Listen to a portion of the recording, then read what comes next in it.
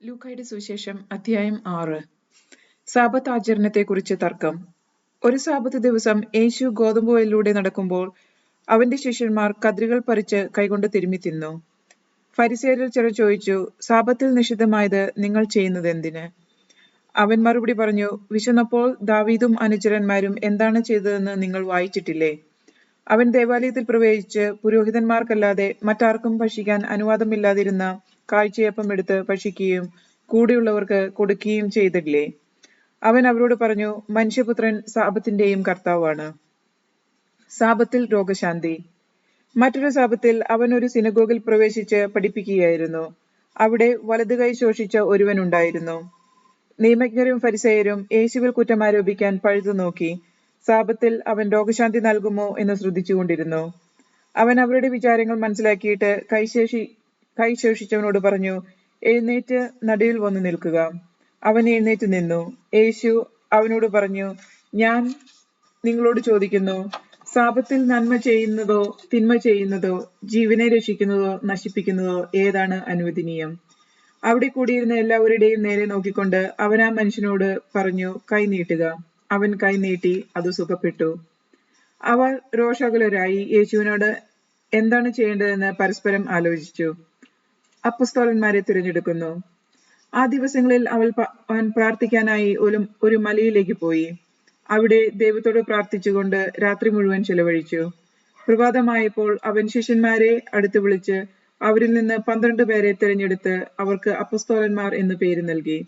അവർ പത്രോസ് എന്ന് അവൻ പേര് നൽകിയ ശിമിയോൻ, അവന്റെ സഹോദരനായ അന്ത്രയോസ്, യാക്കോബ്, യോഹന്നാൻ, ഫിലിപ്പോസ്, ബർത്തലോമിയോ, മത്തായി, തോമസ്, ഹെൽപ്പയുടെ പുത്രനായ യാക്കോബ്, തീവ്രവാദിയായ അറിയപ്പെട്ടിരുന്ന ശിമിയോൻ, യാക്കോബിന്റെ മകനായ യൂദാസ്, ഒറ്റുകാരനായി തീർന്ന യൂദാസ് കറിയാത്ത എന്നിവരാണ്. രോഗികളെ സുഖപ്പെടുത്തുന്നു. അവൻ അവരോടുകൂടെ ഇറങ്ങി സമതലത്തിൽ വന്നു നിന്നു. ശിഷ്യന്മാരുടെ ഒരു വലിയ ഗണവും അവന്റെ വചനം ശ്രവിക്കുന്നതിനും രോഗശാന്തി നേടുന്നതിനുമായി യൂദയ, ജെറുസലേം എന്നിവിടങ്ങളിൽ നിന്നും ടൈർ, സീദോൻ എന്നീ തീരപ്രദേശങ്ങളിൽ നിന്നും വന്ന വലിയ ജനസമൂഹവും അവിടെ ഒരുമിച്ചുകൂടി. അശുദ്ധാത്മാക്കളാൽ പീഡിതരായവർ സുഖപ്പെട്ടു. ജനങ്ങളെല്ലാം അവരെ ഒന്ന് സ്പർശിക്കാൻ അവസരം കാത്തിരുന്നു. എന്തെന്നാൽ അവരിൽ നിന്ന് ശക്തി പുറപ്പെട്ട് എല്ലാവരെയും സുഖപ്പെടുത്തിയിരുന്നു. സുവിശേഷ ഭാഗ്യങ്ങൾ. അവൻ ശിഷ്യരുടെ നേരെ കണ്ണുകളുയർത്തി അരുളി ചെയ്തു, ദരിദ്രരെ നിങ്ങൾ ഭാഗ്യവാന്മാർ, സ്വർഗരാജ്യം നിങ്ങളുടേതാണ്. ഇപ്പോൾ വിശപ്പ് സഹിക്കുന്നവരെ നിങ്ങൾ ഭാഗ്യവാന്മാർ, നിങ്ങൾ തൃപ്തരാകും. ഇപ്പോൾ കരയുന്നവരെ നിങ്ങൾ ഭാഗ്യവാന്മാർ, നിങ്ങൾ ചിരിക്കും. മനുഷ്യപുത്രൻ നിമിത്തം മനുഷ്യൻ നിങ്ങളെ ദ്വേഷിക്കുകയും പുറന്തള്ളുകയും അവഹേളിക്കുകയും നിങ്ങളുടെ പേരുകൾ ദുഷിച്ചതായി കരുതി തിരസ്കരിക്കുകയും ചെയ്യുമ്പോൾ നിങ്ങൾ ഭാഗ്യവാന്മാർ. അപ്പോൾ നിങ്ങൾ ആഹ്ലാദിക്കുവിൻ, സന്തോഷിച്ച് കുതിച്ചു ചാടുവിൻ. സ്വർഗത്തിൽ നിങ്ങളുടെ പ്രതിഫലം വലുതായിരിക്കും. അവരുടെ പിതാക്കന്മാർ പ്രവാചകന്മാരോടും ഇപ്രകാരം തന്നെയാണ് പ്രവർത്തിച്ചത്. എന്നാൽ സമ്പന്നരെ നിങ്ങൾക്ക് ദുരിതം, നിങ്ങളുടെ ആശ്വാസം നിങ്ങൾക്ക് ലഭിച്ചു കഴിഞ്ഞു. ഇപ്പോൾ സംതൃപ്തരായി കഴിയുന്നവരെ നിങ്ങൾക്ക് ദുരിതം, നിങ്ങൾക്ക് വിശക്കും. ഇപ്പോൾ ചിരിക്കുന്നവരെ നിങ്ങൾക്ക് ദുരിതം, നിങ്ങൾ ദുഃഖിച്ചു കരയും. മനുഷ്യരെല്ലാവരും നിങ്ങളെ പ്രശംസിച്ച് സംസാരിക്കുമ്പോൾ നിങ്ങൾക്ക് ദുരിതം. അവരുടെ പിതാക്കന്മാർ വ്യാജപ്രവാചകന്മാരോടും അങ്ങനെ തന്നെ ചെയ്തു. തിന്മയെ നന്മ കൊണ്ട് ജയിക്കുക. എന്റെ വാക്ക് ശ്രവിക്കുന്ന നിങ്ങളോട് ഞാൻ പറയുന്നു, ശത്രുക്കളെ സ്നേഹിക്കുവിൻ, നിങ്ങളെ ദോഷിക്കുന്നവർക്ക് നന്മ ചെയ്യുവിൻ, ശപിക്കുന്നവരെ അനുഗ്രഹിക്കുവിൻ, അധിക്ഷേപിക്കുന്നവർക്ക് വേണ്ടി പ്രാർത്ഥിക്കുവിൻ. ഒരു ചെകിട് അടിക്കുന്നവന് മറ്റേ ചെകിട് കൂടി കാണിച്ചു കൊടുക്കുക. മേലങ്കി എടുക്കുന്നവനെ കുപ്പായം കൂടി എടുക്കുന്നതിൽ നിന്നും തടയരുത്. നിന്നോട് ചോദിക്കുന്ന ഏതൊരുവനും കൊടുക്കുക. നിന്റെ വസ്തുക്കൾ എടുത്തുകൊണ്ടു പോകുന്നവനോട് തിരികെ ചോദിക്കരുത്. മറ്റുള്ളവർ നിങ്ങളോട് എങ്ങനെ പെരുമാറണമെന്ന് നിങ്ങൾ ആഗ്രഹിക്കുന്നുവോ അങ്ങനെ തന്നെ നിങ്ങൾ അവരോടും പെരുമാറുവിൻ. നിങ്ങളെ സ്നേഹിക്കുന്നവരെ നിങ്ങൾ സ്നേഹിക്കുന്നതിൽ എന്ത് മേന്മയാണുള്ളത്? പാപികളും തങ്ങളെ സ്നേഹിക്കുന്നവരെ സ്നേഹിക്കുന്നുണ്ടല്ലോ. നിങ്ങൾക്ക് നന്മ ചെയ്യുന്നവർക്ക് നിങ്ങൾ നന്മ ചെയ്യുന്നതിൽ എന്ത് മേന്മയാണുള്ളത്? പാപികളും അങ്ങനെ തന്നെ ചെയ്യുന്നുണ്ടല്ലോ. തിരിച്ചു കിട്ടുമെന്ന് പ്രതീക്ഷിച്ച് വായ്പ കൊടുക്കുന്നതിൽ എന്ത് മേന്മയാണുള്ളത്? കൊടുത്തിടത്തോളം തിരിച്ചു കിട്ടുമെന്ന പ്രതീക്ഷയിൽ പാപികൾക്ക് വായ്പ കൊടുക്കുന്നില്ലേ? എന്നാൽ നിങ്ങൾ ശത്രുക്കളെ സ്നേഹിക്കുവിൻ, തിരിച്ചു കിട്ടുമെന്ന് പ്രതീക്ഷിക്കാതെ മറ്റുള്ളവർക്ക് നന്മ ചെയ്യുകയും വായ്പ കൊടുക്കുകയും ചെയ്യുവിൻ. അപ്പോൾ നിങ്ങളുടെ പ്രതിഫലം വലുതായിരിക്കും. നിങ്ങൾ അത്യുന്നതന്റെ പുത്രന്മാരിൽ മാരായിരിക്കുകയും ചെയ്യും. കാരണം അവിടുന്ന് നന്ദിഹീനരോടും ദുഷ്ടരോടും കരുണ കാണിക്കുന്നു. നിങ്ങളുടെ പിതാവ് കരുണയുള്ളവനായിരിക്കുന്നത് പോലെ നിങ്ങളും കരുണയുള്ളവരായിരിക്കുവിൻ. അന്യരെ വിധിക്കരുത്. നിങ്ങൾ വിധിക്കരുത്, നിങ്ങളും വിധിക്കപ്പെടുകയില്ല. ആരോപണം നടത്തരുത്, നിങ്ങളുടെ മേലും ആരും കുറ്റം ആരോപിക്കുകയില്ല. ക്ഷമിക്കുവിൻ, നിങ്ങളോടും ക്ഷമിക്കപ്പെടും. കൊടുക്കുവിൻ, നിങ്ങൾക്ക് കിട്ടും. അമർത്തിക്കുലുക്കി നിറച്ചളന്ന് അവർ നിങ്ങളുടെ മടിയിൽ ഇട്ടുതരും. നിങ്ങൾ അളക്കുന്ന അളവുകൾ കൊണ്ട് തന്നെ നിങ്ങൾക്കും അളന്നു കിട്ടും. അവൻ ഒരു ഉപമയും അവനോട് പറഞ്ഞു. കുരുടനെ നയിക്കാൻ സാധിക്കുമോ? ഇരുവരും കുഴിയിൽ വീഴുകയില്ലേ? ശിഷ്യൻ ഗുരുവിനേക്കാൾ വലിയവനല്ല, എന്നാൽ എല്ലാം പഠിച്ചു കഴിയുമ്പോൾ അവൻ ഗുരുവിനെ പോലെയാകും. നിന്റെ സഹോദരന്റെ കണ്ണിലെ കരട് കാണുകയും സ്വന്തം കണ്ണിലെ തടിക്കഷ്ണം ഗൗനിക്കാതിരിക്കുകയും ചെയ്യുന്നത് എന്ത്? സ്വന്തം കണ്ണിലെ തടിക്കഷ്ണം കാണാതിരിക്കെ സഹോദര, നിന്റെ കണ്ണിലെ കരട് ഞാൻ എടുത്തു കളയട്ടെ എന്ന് പറയാൻ നിനക്ക് എങ്ങനെ കഴിയും? കപടി നാട്ടിക്കാര, ആദ്യമേ നിന്റെ കണ്ണിലെ തടിക്കഷ്ണം എടുത്തു മാറ്റുക, അപ്പോൾ നിന്റെ സഹോദരന്റെ കണ്ണിലെ കരട് എടുത്തു കളയാൻ കഴിയാത്ത വിധം നിന്റെ കാഴ്ച തെളിയും. ഫലത്തിൽ നിന്ന് വൃക്ഷത്തെ തിരിച്ചറിയുക. നല്ല വൃക്ഷം ചീത്ത ഫലങ്ങൾ പുറപ്പെടുവിക്കുന്നില്ല, ചീത്ത വൃക്ഷം നല്ല ഫലങ്ങളും. ഓരോ വൃക്ഷവും ഫലം കൊണ്ട് തിരിച്ചറിയപ്പെടുന്നു. മുൾച്ചെടിയിൽ നിന്ന് അത്തിപ്പഴമോ ഞെരിഞ്ഞിലിൽ നിന്ന് മുന്തിരിപ്പഴമോ ലഭിക്കുന്നില്ലല്ലോ. നല്ല മനുഷ്യർ തന്റെ ഹൃദയത്തിലെ നല്ല നിക്ഷേപത്തിൽ നിന്നും നന്മ പുറപ്പെടുവിക്കുന്നു, ചീത്ത മനുഷ്യർ തിന്മയിൽ നിന്നും തിന്മ പുറപ്പെടുവിക്കുന്നു. ഹൃദയത്തിന്റെ നിറവിൽ നിന്നാണല്ലോ അധരം സംസാരിക്കുന്നത്. ഉറച്ച അടിസ്ഥാനം. നിങ്ങൾ എന്നെ കർത്താവേ കർത്താവേ എന്ന് വിളിക്കുകയും ഞാൻ പറയുന്ന കാര്യങ്ങൾ പ്രവർത്തിക്കാതിരിക്കുകയും ചെയ്യുന്നത് എന്തുകൊണ്ട്? എന്റെ അടുത്ത് വന്ന് എന്റെ വചനം കേൾക്കുകയും അതനുസരിച്ച് പ്രവർത്തിക്കുകയും ചെയ്യുന്നവൻ ആർക്ക് സദൃശനെന്ന് ഞാൻ വ്യക്തമാക്കാം. ആഴത്തിൽ കുഴിച്ച് പാറമേൽ അടിസ്ഥാനമിട്ട് വീട് പണിത മനുഷ്യന് സദൃശ്യമാണ് അവൻ. വെള്ളപ്പൊക്കം ഉണ്ടാവുകയും ഒഴുക്ക് അതിൽമേൽ ആഞ്ഞിടിക്കുകയും ചെയ്തു, എന്നാൽ ആ വീടിനെ ഇളക്കാൻ കഴിഞ്ഞില്ല. എന്തെന്നാൽ അത് ബലിഷ്ഠമായി പണിയപ്പെട്ടിരുന്നു. വചനം കേൾക്കുകയും എന്നാൽ അതനുസരിച്ച് പ്രവർത്തിക്കാതിരിക്കുകയും ചെയ്യുന്ന മനുഷ്യൻ ഉറപ്പില്ലാത്ത തറമേൽ വീട് പണിയുന്നവന് തുല്യം. ജലപ്രവാഹം അതിന്മേൽ ആഞ്ഞിടിച്ചു, ഉടനെ അത് നിലം പതിച്ചു. ആ വീടിന്റെ തകർച്ച വലുതായിരുന്നു. അധ്യായം 7. ശതാധിപന്റെ ഭൃത്യനെ സുഖപ്പെടുത്തുന്നു. യേശു ജനങ്ങളോടുള്ള പ്രബോധനം അവസാനിപ്പിച്ച് കഫർനാമിലേക്ക് പോയി. അവിടെ ഒരു ശതാധിപന്റെ ഭൃത്യൻ രോഗം ബാധിച്ച് ആസന്ന മരണനായി കിടന്നിരുന്നു. അവൻ യജമാനന് പ്രിയങ്കരനായിരുന്നു. ശതാധിപൻ യേശുവിനെ പറ്റി കേട്ട് തന്റെ ഭൃത്യനെ സുഖപ്പെടുത്തണമെന്ന് അപേക്ഷിക്കാൻ ചില യഹൂദ പ്രമാണികളെ അവന്റെ അടുത്തേക്ക് അയച്ചു. അവർ യേശുവിന്റെ അടുത്ത് വന്ന് കേണപേക്ഷിച്ച് പറഞ്ഞു, നീ ഇത് ചെയ്തു കൊടുക്കാൻ അവൻ അർഹനാണ്. എന്തെന്നാൽ അവൻ നമ്മുടെ ജനത്തെ സ്നേഹിക്കുന്നു, നമുക്കൊരു സിനഗോഗ് പണിയിച്ചു തരികയും ചെയ്തിട്ടുണ്ട്. യേശു അവരോടൊപ്പം പുറപ്പെട്ടു. അവൻ വീടിന് അടുക്കാറായപ്പോൾ ആ ശതാധിപൻ തന്റെ സ്നേഹിതർ ചിലരെ അയച്ച് അവനോട് പറഞ്ഞു, കർത്താവെ, അങ്ങ് ബുദ്ധിമുട്ടേണ്ട. അങ്ങ് എന്റെ വീട്ടിൽ പ്രവേശിക്കാൻ ഞാൻ യോഗ്യനല്ല. അങ്ങയെ നേരിട്ട് സമീപിക്കാൻ പോലും എനിക്ക് യോഗ്യതയില്ലെന്ന് ഞാൻ വിചാരിച്ചു. അങ്ങ് ഒരു വാക്കുച്ചരിച്ചാൽ മാത്രം മതി, എന്റെ ഭൃത്യൻ സുഖപ്പെട്ടുകൊള്ളും. കാരണം ഞാനും അധികാരത്തിന് കീഴ്പ്പെട്ടവനാണ്, എന്റെ കീഴിലും പടയാളികളുണ്ട്. ഞാൻ ഒരുവനോട് പോവുക എന്ന് പറയുമ്പോൾ അവൻ പോകുന്നു, വേറൊരുവനോട് വരിക എന്ന് പറയുമ്പോൾ അവൻ വരുന്നു, എന്റെ ദാസനോട് ഇത് ചെയ്യുക എന്ന് പറയുമ്പോൾ അവൻ ചെയ്യുന്നു. യേശു ഇത് കേട്ട് അവനെപ്പറ്റി വിസ്മയിച്ചു. തന്നെ അനുഗമിച്ചിരുന്ന ജനക്കൂട്ടത്തിന് നേരെ തിരിഞ്ഞ് അവൻ പറഞ്ഞു, ഞാൻ നിങ്ങളോട് പറയുന്നു, ഇസ്രായേലിൽ പോലും ഇതുപോലുള്ള വിശ്വാസം ഞാൻ കണ്ടിട്ടില്ല. അയക്കപ്പെട്ടവൻ തിരിച്ചു വരുമ്പോൾ ആ ഭൃത്യൻ സുഖപ്പെട്ടിരിക്കുന്നതായി കണ്ടു. നായിലിലെ വിധവയുടെ മകനെ പുനർജീവിപ്പിക്കുന്നു. അതിനുശേഷം അവൻ നായിൻ എന്ന പട്ടണത്തിലേക്ക് പോയി.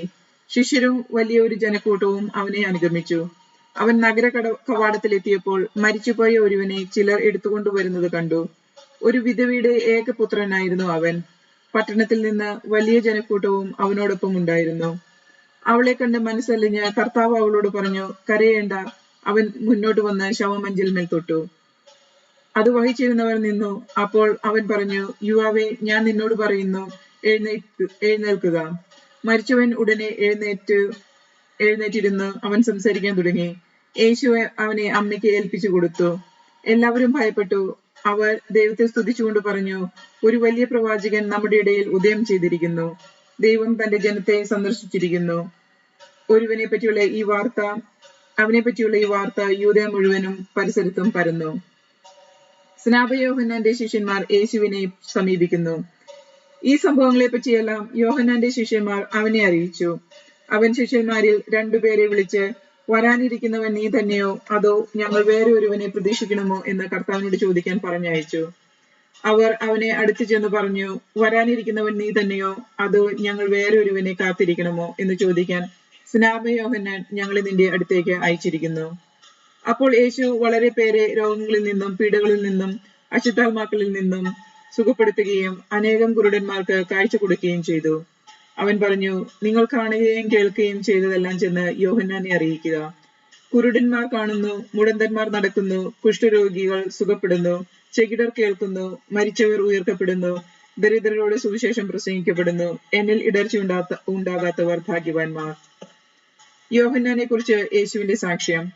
യോഹന്നാന്റെ ദൂതന്മാർ പോയപ്പോൾ യേശു അവനെപ്പറ്റി ജനക്കൂട്ടത്തോട് പറയാൻ തുടങ്ങി. നിങ്ങൾ എന്ത് കാണാനാണ് മരുഭൂമിയിൽ പോയത്? കാറ്റുതൊലയുന്ന ഞാങ്ങനെയോ? അല്ലെങ്കിൽ പിന്നെ എന്ത് കാണാനാണ് നിങ്ങൾ പോയത്? മൃദുല വസ്ത്രങ്ങൾ ധരിച്ചവനെയോ? മൂടിയായി വസ്ത്രം ധരിച്ച് ആഡംബരത്തിൽ ജീവിക്കുന്നവർ രാജകൊട്ടാരങ്ങളിലാണല്ലോ. അതുമല്ലെങ്കിൽ എന്ത് കാണാനാണ് നിങ്ങൾ പോയത്? പ്രവാചകനെയോ? അതെ, ഞാൻ നിങ്ങളോട് പറയുന്നു, പ്രവാചകനേക്കാൾ വലിയവനെ തന്നെ ഇവനെ പറ്റിയാണ് ഇങ്ങനെ എഴുതിയിരിക്കുന്നത്. ഇതാ, നിങ്ങൾക്ക് മുമ്പേ എന്റെ ദൂതനെ ഞാൻ അയക്കുന്നു. അവൻ മുമ്പേ പോയി നിനക്ക് വഴിയൊരുക്കും. ഞാൻ നിങ്ങളോട് പറയുന്നു, സ്ത്രീകളിൽ നിന്ന് ജനിച്ചവരിൽ യോഹന്നാനേക്കാൾ വലിയവനില്ല. എങ്കിലും ദൈവരാജ്യത്തിലെ ഏറ്റവും ചെറിയവൻ അവനേക്കാൾ വലിയവനാണ്. ഇത് കേട്ട് യോഹന്നാന്റെ ജ്ഞാനസ്നാനം സ്വീകരിച്ച സാമാന്യജനവും ചുങ്കക്കാരും ദൈവനീതിയെ പ്രഘോഷിച്ചു. ഫരിസേയരും നിയമജ്ഞരുമാകട്ടെ യോഹന്നാന്റെ ജ്ഞാനസ്നാനം സ്വീകരിക്കാതെ തങ്ങളെ പറ്റിയുള്ള ദൈവഹിതം നിരസിച്ചു കളഞ്ഞു.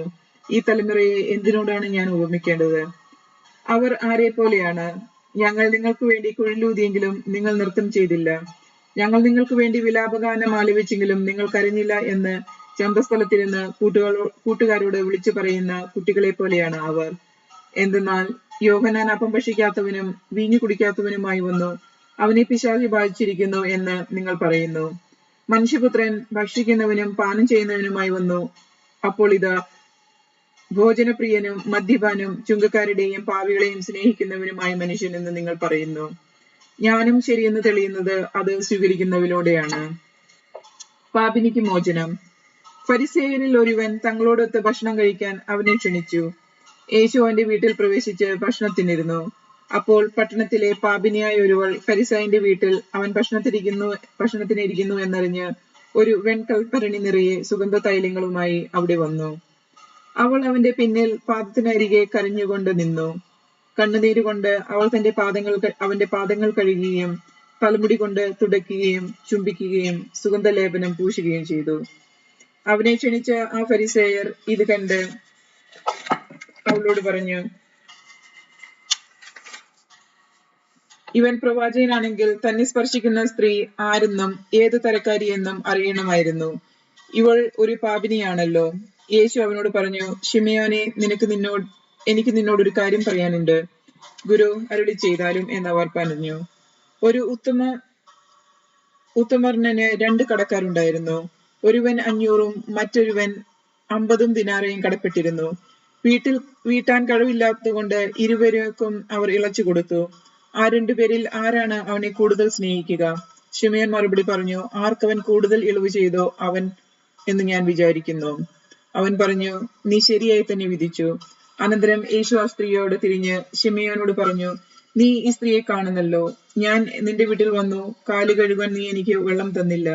എന്നാൽ ഇവൾ കണ്ണുനീര് കൊണ്ട് എന്റെ കാലുകൾ കഴുകുകയും തലമുടി കൊണ്ട് തുടയ്ക്കുകയും ചെയ്തു. നീ എനിക്ക് ചുംബനം തന്നില്ല. എന്നാൽ ഞാൻ ഇവിടെ പ്രവേശിച്ചതു മുതൽ എന്റെ പാദങ്ങൾ ചുംബിക്കുന്നതിൽ നിന്നും ഇവൾ വിരമിച്ചിട്ടില്ല. നീ എന്റെ തലയിൽ തൈലം പൂശിയില്ല.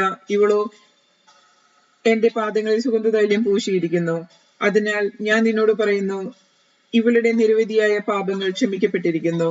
എന്തെന്നാൽ ഇവൾ അധികം സ്നേഹിച്ചു. ആരോട് അല്പം ക്ഷമിക്കുന്നുവോ അവൻ അല്പം സ്നേഹിക്കുന്നു. അവൻ അവളോട് പറഞ്ഞു, നിന്റെ പാപങ്ങൾ ക്ഷമിക്കപ്പെട്ടിരിക്കുന്നു. അവനോടുകൂടെ പന്തിയിലിരുന്നവർ പരസ്പരം പറയാൻ തുടങ്ങി, പാപങ്ങൾ ക്ഷമിക്കുക പോലും ചെയ്യുന്ന ഇവൻ ആരാണ്? അവൻ അവളോട് പറഞ്ഞു, നിന്റെ വിശ്വാസം നിന്നെ രക്ഷിച്ചിരിക്കുന്നു. സമാധാനത്തോടെ പോയിക്കൊള്ളുക. അധ്യായം 8. യേശുവിനെ അനുഗമിച്ച സ്ത്രീകൾ. അതിനുശേഷം യേശു പട്ടണത്തിലും ഗ്രാമങ്ങളിലും ചുറ്റി സഞ്ചരിച്ച് പ്രസംഗിക്കുകയും ദൈവരാജ്യത്തിന്റെ സുവിശേഷം അറിയിക്കുകയും ചെയ്തു. 12 പേരും അവനോടുകൂടി ഉണ്ടായിരുന്നു. അശുദ്ധാത്മാക്കളിൽ നിന്നും മറ്റു വ്യാധികളിൽ നിന്നും വിമുക്തരാക്കപ്പെട്ട ചില സ്ത്രീകളും 7 ദുഷ്ടാത്മാക്കൾ വിട്ടുപോയവളും മഗ്ദലേന എന്ന് വിളിക്കുന്നവളുമായ മറിയവും ഹെറോദേസിന്റെ കാര്യസ്ഥായായ കൂസയുടെ ഭാര്യ യോവന്നയും സൂസനയും തങ്ങളുടെ സമ്പത്തുകൊണ്ട് അവരെ ശുശ്രൂഷിച്ചിരുന്ന മറ്റു പല സ്ത്രീകളും അവരോടൊപ്പം ഉണ്ടായിരുന്നു. വിധക്കാരന്റെ ഉപമ. പല പട്ടണങ്ങളിൽ നിന്നും വന്നുകൂടിയ ഒരു വലിയ ജനക്കൂട്ടത്തോട് ഉപമയിലൂടെ അവൻ അരുളി ചെയ്തു. വിതയ്ക്കാരൻ വിതയ്ക്കാൻ പുറപ്പെട്ടു. വിതയ്ക്കുമ്പോൾ ചിലത് വഴിയിൽ വീണു. ആളുകൾ അത് ചവിട്ടിക്കളയുകയും പക്ഷികൾ വന്ന് തിന്നുകയും ചെയ്തു. ചിലത് പാറമേൽ വീണു. അത് മുളച്ചു വളർന്നെങ്കിലും നനവില്ലാതിരുന്നത് കൊണ്ട് ഉണങ്ങിപ്പോയി. ചിലത് മുൾച്ചെടികൾക്കിടയിൽ വീണു. മുൾച്ചെടികൾ അതിനോടൊപ്പം വളർന്ന് അതിനെ ഞെരുക്കിക്കളഞ്ഞു. ചിലത് നല്ല നിലത്ത് വീണു. അത് വളർന്ന് 100 മേനി ഫലം പുറപ്പെടുവിക്കുകയും തുടർന്ന് അവൻ സ്വരം ഉയർത്തി പറഞ്ഞു, കേൾക്കാൻ ചെവിയുള്ളവർ കേൾക്കട്ടെ. ഉപമയുടെ വിശദീകരണം. ഈ ഉപമയുടെ അർത്ഥം എന്തെന്ന് ശിഷ്യന്മാർ അവനോട് ചോദിച്ചു. അവൻ പറഞ്ഞു, ദൈവരാജ്യത്തിന്റെ രഹസ്യങ്ങൾ അറിയാൻ വരം ലഭിച്ചിരിക്കുന്നത് നിങ്ങൾക്കാണ്. മറ്റുള്ളവർക്കാകട്ടെ അവ ഉപമകളിലൂടെ നൽകപ്പെടും. അവർ കണ്ടിട്ടും കാണാതിരിക്കുന്നതും കേട്ടിട്ടും ഗ്രഹിക്കാതിരിക്കുന്നതിനും വേണ്ടിയാണ് അത്. ഉപമ ഇതാണ്. വിത്ത് ദൈവവചനമാണ്. ചിലർ വചനം ശ്രവിച്ചെങ്കിലും അവർ വിശ്വസിക്കുകയോ രക്ഷപ്പെടുകയോ ചെയ്യാതിരിക്കുവാൻ വേണ്ടി പിശാച് വന്ന് അവരുടെ ഹൃദയങ്ങളിൽ നിന്ന് വചനം എടുത്തു കളഞ്ഞു. ഇവരാണ് വഴിയിൽ വീണ വിത്ത്. പാറയിൽ വീണത് വചനം കേൾക്കുമ്പോൾ സന്തോഷത്തോടെ അത് സ്വീകരിക്കുന്നവരാണ്. എങ്കിലും അവർക്ക് വേരുകളില്ല. അവർ കുറെ നാളത്തേക്ക് വിശ്വസിക്കുന്നു. എന്നാൽ പ്രലോഭനങ്ങളുടെ സമയത്ത് അവർ വീണുപോകുന്നു. മുള്ളുകളുടെ ഇടയിൽ വീണത് വചനം കേൾക്കുന്നെങ്കിലും ജീവിത ക്ലേശങ്ങൾ, സമ്പത്ത്, സുഖഭോഗങ്ങൾ എന്നിവ വചനത്തെ ഞെരുക്കിക്കളയുന്നത് കൊണ്ട് ഫലം പുറപ്പെടുവിക്കാത്തവയാണ്. നല്ല നിലത്ത് വീണതോ വചനം കേട്ട് ഉത്കൃഷ്ടവും നിർമ്മലവുമായ ഹൃദയത്തിൽ നിന്ന് അതിഗ്രഹിച്ച് ക്ഷമയോടെ ഫലം പുറപ്പെടുവിക്കുന്നതുമാണ്. ദീപം മറച്ചു വെക്കരുത്.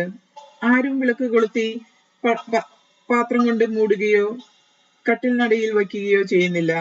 മറിച്ച് അകത്ത് പ്രവേശിച്ച് വെളിച്ചം കാണാൻ അത് പീഠത്തിന്മേൽ വെക്കുന്നു. മറിഞ്ഞിരിക്കുന്നതൊന്നും വെളിപ്പെടാതിരിക്കുകയില്ല.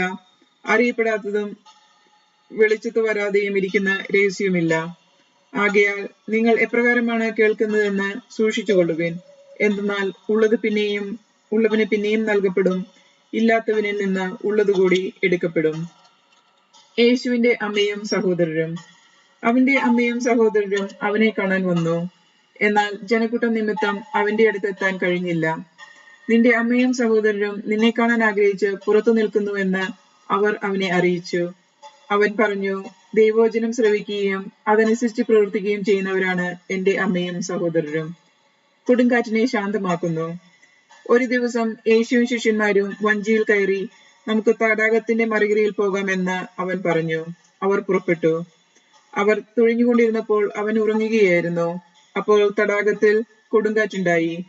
വഞ്ചിയിൽ വെള്ളം കയറി അവർ അപകടത്തിലായി. അവർ അടുത്തു വന്ന്, ഗുരു ഗുരു, ഞങ്ങൾ നശിക്കും എന്ന് പറഞ്ഞ് അവനെ ഉണർത്തി. അവൻ എഴുന്നേറ്റ് കാറ്റിനെയും തിരകളെയും ശാസിച്ചു. അവ നിലച്ചു, ശാന്തയുണ്ടായി. അവൻ അവരോട് പറഞ്ഞു, നിങ്ങളുടെ വിശ്വാസം എവിടെ? അവർ ഭയന്ന് അത്ഭുതത്തോടെ അന്യോന്യം പറഞ്ഞു, ഇവൻ ആരാണ്? കാറ്റിനോടും വെള്ളത്തോടും ഇവൻ കൽപ്പിക്കുകയും അവ അനുസരിക്കുകയും ചെയ്യുന്നല്ലോ.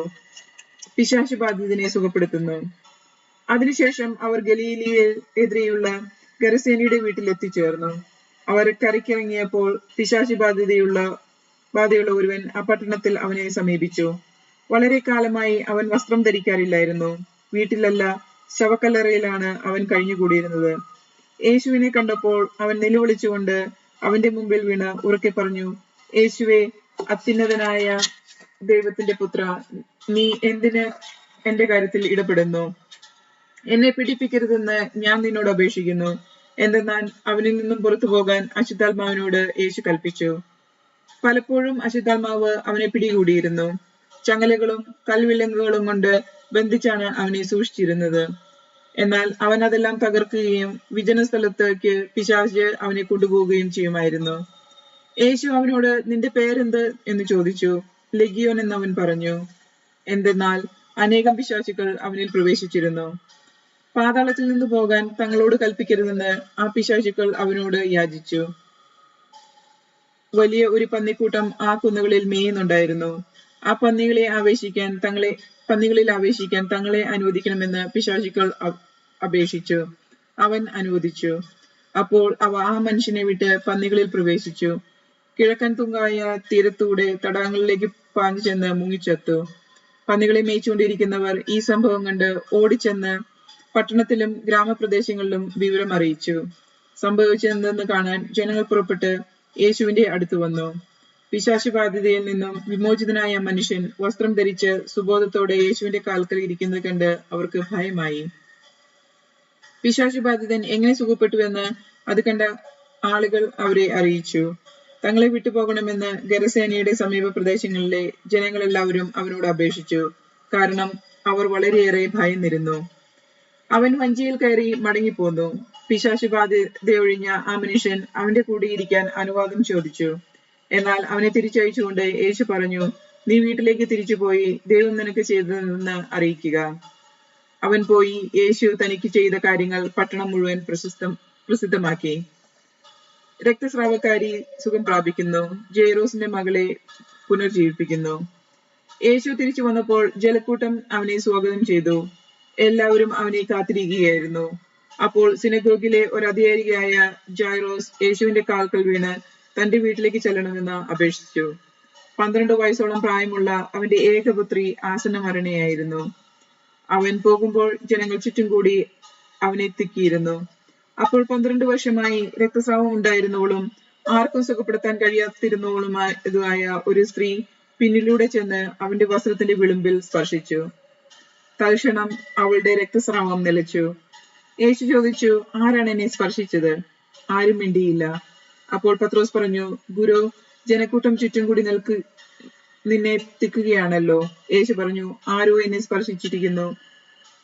എന്നിൽ നിന്ന് ശക്തി നിർഗളിച്ചിരിക്കുന്നുവെന്ന് ഞാൻ അറിയുന്നു. മറയ്ക്കാൻ സാധിക്കില്ലെന്ന് കണ്ടപ്പോൾ അവൾ വിറയലോടെ വന്ന് അവന്റെ കാൽക്കൽ വീണ് താൻ അവനെ എന്തിനു സ്പർശിച്ചുവെന്നും എങ്ങനെ പെട്ടെന്ന് സുഖമാക്കപ്പെട്ടു എന്നും അവൾ എല്ലാവരുടെയും മുൻപാകെ പ്രസ്താവിച്ചു.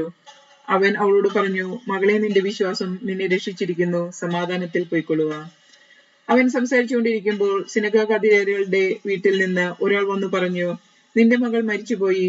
ഗുരുവിനെ ഇനിയും ബുദ്ധിമുട്ടിപ്പിക്കേണ്ട. യേശു ഇത് കേട്ട് പറഞ്ഞു, ഭയപ്പെടേണ്ട, വിശ്വസിക്കുക മാത്രം ചെയ്യുക. അവൾ സുഖം പ്രാപിക്കും. അവൻ വീട്ടിലെത്തിയപ്പോൾ തന്നോടുകൂടി അകത്ത് പ്രവേശിക്കാൻ പത്രോസിനെയും യോഹന്നാനെയും യാക്കോബിനെയും പെൺകുട്ടിയുടെ പിതാവിനെയും മാതാവിനെയും അല്ലാതെ മറ്റാരെയും അനുവദിച്ചില്ല. എല്ലാവരും കരയുകയും അവളെക്കുറിച്ച് വിലപിക്കുകയും ചെയ്തുകൊണ്ടിരുന്നു. അവൻ പറഞ്ഞു, കരയേണ്ട, അവൾ മരിച്ചിട്ടില്ല, ഉറങ്ങുകയാണ്. എന്നാൽ അവൾ മരിച്ചു കഴിഞ്ഞു എന്നറിഞ്ഞിരുന്നതുകൊണ്ട് അവർ അവനെ പരിഹസിച്ചു. അവളുടെ കൈക്ക് പിടിച്ച് അവളെ വിളിച്ചുകൊണ്ട് പറഞ്ഞു, ബാലികെ, എഴുന്നേൽക്കുക. അപ്പോൾ അവളുടെ ജീവൻ തിരിച്ചു വന്നു. ഉടനെ അവൾ എഴുന്നേറ്റിരുന്നു. അവൾക്ക് ആഹാരവും കൊടുക്കാൻ അവൻ നിർദ്ദേശിച്ചു. അവളുടെ മാതാപിതാക്കന്മാർ അത്ഭുത സ്തംഭരായി.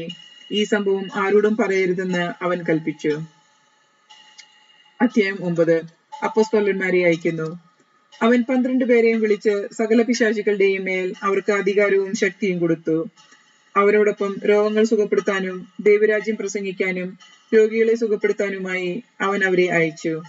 അവൻ പറഞ്ഞു, യാത്രക്ക് വടിയോ സഞ്ചിയോ അപ്പമോ പണമോ ഒന്നും എടുക്കരുത്. 2 ഉടുപ്പും ഉണ്ടായിരിക്കരുത്. നിങ്ങൾ ഏത് വീട്ടിൽ പ്രവേശിക്കുന്നുവോ അവിടെ താമസിക്കുക.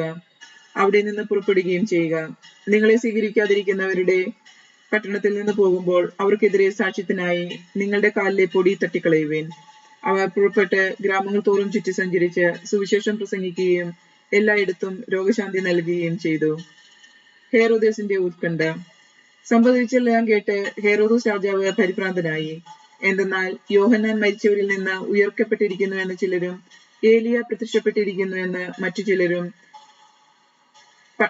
പണ്ടത്തെ പ്രവാചകന്മാരിൽ ഒരുവൻ ഉയർത്തെഴുന്നേറ്റു വന്നിരിക്കുന്നുവെന്ന് വേറെ ചിലരും പറഞ്ഞിരുന്നു. ഹേറോദേസ് പറഞ്ഞു, ഞാൻ യോഹന്നാന്റെ ശിരച്ഛേദം ചെയ്തു. പിന്നെ ആരെക്കുറിച്ചാണ് ഞാൻ ഇക്കാര്യങ്ങൾ കേൾക്കുന്നത്? അവൻ ആരാണ്? അവനെ കാണാൻ ഹെരോദേസ് ആഗ്രഹം പ്രകടിപ്പിച്ചു. അപ്പം വർദ്ധിപ്പിക്കുന്നു.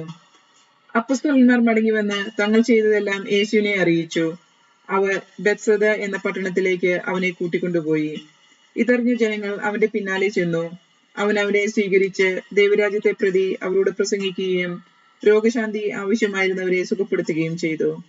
പകൽ അസ്തമിച്ചു തുടങ്ങിയപ്പോൾ 12 പേരും അടുത്തു വന്ന് അവനോട് പറഞ്ഞു, നാം വിജന പ്രദേശങ്ങളിലായതുകൊണ്ട് ഗ്രാമങ്ങളിലും നഗരങ്ങളിലും പോയി താമസിക്കുവാനും ഭക്ഷണ സാധനങ്ങൾ വാങ്ങുന്നതിനും ജനങ്ങളെ പറഞ്ഞയക്കുക. അവർ പ്രതിവദിച്ചു, നിങ്ങൾ അവർക്ക് ഭക്ഷണം കൊടുക്കുവിൻ. അവർ പറഞ്ഞു, ഞങ്ങളുടെ പക്കൽ 5 അപ്പവും 2 മത്സ്യവും മാത്രമേ ഉള്ളൂ. ഈ ജനങ്ങൾക്കെല്ലാം ഭക്ഷണം നൽകണമെങ്കിൽ ഞങ്ങൾ പോയി വാങ്ങിക്കൊണ്ടുവരണം. അവിടെ ഏകദേശം 5000 പുരുഷന്മാരുണ്ടായിരുന്നു. അവൻ ശിഷ്യരോട് പറഞ്ഞു, 50 വീതം പന്തികളായി ജനങ്ങളെ ഇരുത്തുവിൻ. അവർ അങ്ങനെ ചെയ്തു, എല്ലാവരെയും ഇരുത്തി. അപ്പോൾ അവൻ ആ 5 അപ്പവും 2 മീനും എടുത്ത് സ്വർഗത്തിലേക്ക് കണ്ണുകൾ ഉയർത്തി അവ ആശീർവദിച്ച് മുറിച്ച് ജനങ്ങൾക്ക് വിളമ്പി ശിഷ്യന്മാരെ ഏൽപ്പിച്ചു. എല്ലാവരും ഭക്ഷിച്ചു തൃപ്തരായി. ബാക്കി വന്ന കഷ്ണങ്ങൾ 12 കുട്ട നിറയെ അവർ ശേഖരിച്ചു. പത്രോസിന്റെ വിശ്വാസ പ്രഖ്യാപനം. ഒരിക്കൽ അവൻ തനിയെ പ്രാർത്ഥിക്കുകയായിരുന്നു. ശിഷ്യന്മാരും അവന്റെ കൂടെ ഉണ്ടായിരുന്നു. അപ്പോൾ അവൻ ചോദിച്ചു, ഞാൻ ആരാണെന്നാണ് ജനങ്ങൾ പറയുന്നത്? അവർ മറുപടി നൽകി, ചിലർ സ്നാപകയോഹന്നാൻ എന്നും മറ്റു ചിലർ ഏലിയ എന്നും വേറെ ചിലർ പൂർവ്വ പ്രവാചകന്മാരിൽ ഒരാൾ ഉയർത്തെഴുന്നേൽക്കുന്നു എന്നും പറയുന്നു. അപ്പോൾ അവൻ ചോദിച്ചു, ഞാൻ ആരെന്നാണ് നിങ്ങൾ പറയുന്നത്? പത്രോസ് ഉത്തരം നൽകി, നീ ദൈവത്തിന്റെ ക്രിസ്തുവാണ്. പീഡാനുഭവവും ഉത്ഥാനവും 1-ാം പ്രവചനം. ഇക്കാര്യം ആരോടും പറയരുതെന്ന് കർശനമായി നിരോധിച്ചതിനു ശേഷം അവൻ അരുളി ചെയ്തു, മനുഷ്യപുത്രൻ വളരെയേറെ സഹിക്കുകയും ജനപ്രമാണികൾ, പുരോഹിത പ്രമുഖന്മാർ, നിയമജ്ഞർ എന്നിവരാൽ തിരസ്കരിക്കപ്പെടുകയും വധിക്കപ്പെടുകയും 3-ാം ദിവസം ഉയർപ്പിക്കപ്പെടുകയും ചെയ്യേണ്ടിയിരിക്കുന്നു. അവൻ എല്ലാവരോടുമായി പറഞ്ഞു, ആരെങ്കിലും എന്നെ അനുഗമിക്കാൻ ആഗ്രഹിക്കുന്നുവെങ്കിൽ അവൻ തന്നെ പരിത്യജിച്ച് അനുദിനം തന്റെ കുരിശുമെടുത്തുകൊണ്ട് എന്നെ അനുഗമിക്കട്ടെ. സ്വന്തം ജീവൻ രക്ഷിക്കാൻ ആഗ്രഹിക്കുന്നവർ അത് നഷ്ടപ്പെടുത്തും. എന്നെ പ്രതി സ്വജീവൻ നഷ്ടപ്പെടുത്തുന്നവൻ അതിനെ രക്ഷിക്കും. ഒരുവൻ ലോകം മുഴുവൻ നേടിയാലും തന്നെ നഷ്ടപ്പെടുത്തുകയോ നശിപ്പിക്കുകയോ ചെയ്താൽ അവനെന്ത് പ്രയോജനം? ഒരുവൻ എന്നെക്കുറിച്ചോ എന്റെ വചനങ്ങളെക്കുറിച്ചോ ലജ്ജിച്ചാൽ അവനെക്കുറിച്ച് മനുഷ്യപുത്രനും തന്റെയും പിതാവിന്റെയും വിശുദ്ധ ദൂതന്മാരുടെയും മഹത്വത്തിൽ വരുമ്പോൾ ലജ്ജിക്കും. എന്നാൽ ദൈവരാജ്യം കാണുന്നതിന് മുമ്പ് മരിക്കയില്ലാത്ത ചിലർ ഈ നിൽക്കുന്നവരുടെ ഇടയിലുണ്ട് എന്ന് സത്യമായി ഞാൻ നിങ്ങളോട് പറയുന്നു. യേശു രൂപാന്തരപ്പെടുന്നു.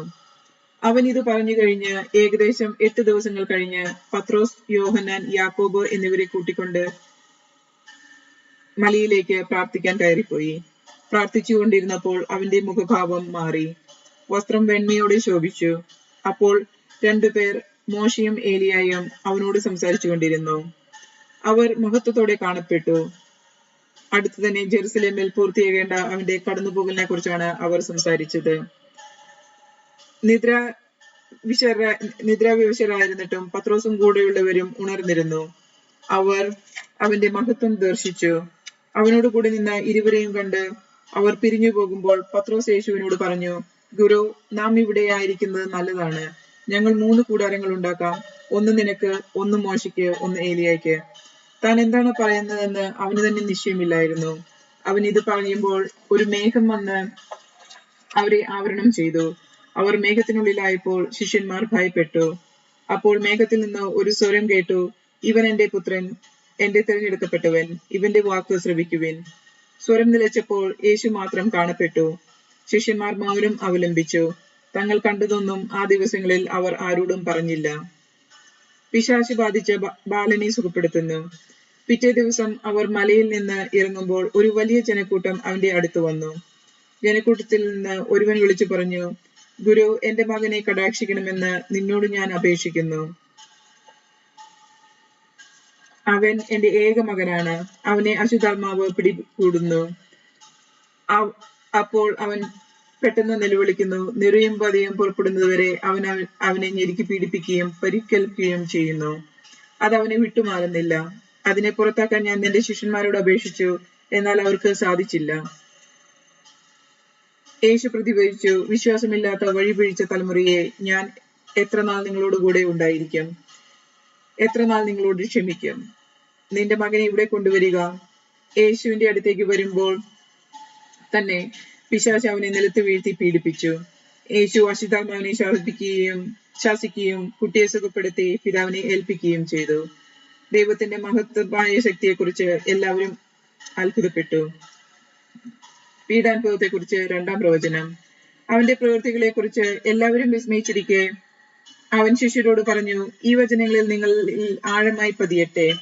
മനുഷ്യപുത്രൻ മനുഷ്യരുടെ കൈകളിൽ ഏൽപ്പിക്കപ്പെടാൻ പോകുന്നു. അവർക്ക് ഈ വചനം മനസ്സിലാക്കാൻ കഴിഞ്ഞില്ല. അവർക്ക് മനസ്സിലാക്കാൻ സാധിക്കാത്ത വിധം അത് അത്ര നിഗൂഢമായിരുന്നു. അതേപ്പറ്റി അവരോട് ചോദിക്കാൻ അവർ ഭയപ്പെട്ടു. ആരാണ് വലിയവൻ? തങ്ങളിൽ വലിയവൻ ആരാണെന്ന് അവർ തർക്കിച്ചു. അവരുടെ ഹൃദയവിചാരങ്ങൾ അറിഞ്ഞ യേശു ഒരു ശിശുവിനെ അടുത്ത് നിർത്തി അവരോട് പറഞ്ഞു, എന്റെ നാമത്തിൽ ഈ ശിശുവിനെ സ്വീകരിക്കുന്ന ഏവനും എന്നെ സ്വീകരിക്കുന്നു. എന്നെ സ്വീകരിക്കുന്നവൻ എന്നെ അയച്ചവനെ സ്വീകരിക്കുന്നു. നിങ്ങളിൽ ഏറ്റവും ചെറിയവൻ ആരോ അവനാണ് നിങ്ങളിൽ ഏറ്റവും വലിയവൻ.